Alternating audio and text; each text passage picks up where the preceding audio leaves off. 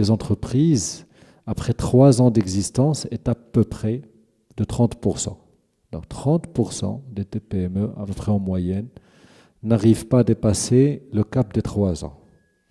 Et 50% n'arrivent pas à dépasser le cap des 5 ans. Donc on voit que le taux de mortalité, ensuite ça se stabilise, c'est vraiment les étapes fatidiques, 3 ans et 5 ans. Et quand on regarde quelles sont les principales raisons qui vont impacter la mortalité de ces TPME, ce n'est pas dans l'ordre, mais nous, sur le terrain et notre vécu, la première raison souvent, c'est l'accès au financement. Ça, c'est important. Alors, bien sûr, il y a d'autres raisons, ce n'est pas le seul. Il y a des sujets de validation du business model lui-même, du modèle économique, qui des fois n'a pas été bien calibré. Il y a des sujets des fois de compétences.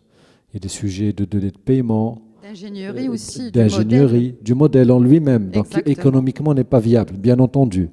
Mais souvent, en tout cas dans le top 3, l'accès au financement ressort toujours comme étant l'un des facteurs importants pour réduire le taux de mortalité.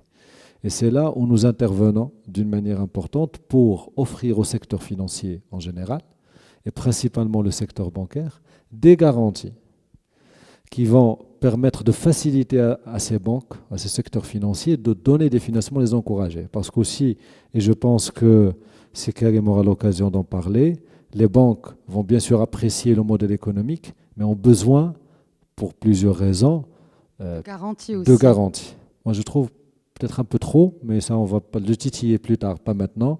Mais en tout cas, elles ont besoin de garanties. Et là, nous rentrons en jeu pour pouvoir donner ces garanties. C'est une garantie souveraine, en nous garantissant le court terme, donc les besoins de fonctionnement d'une entreprise, facilité de caisse, escompte, des choses très classiques, commerce international, et nous garantissons également et principalement, je dirais, l'investissement, que ce soit à la création, mais également l'investissement pour le développement de l'activité.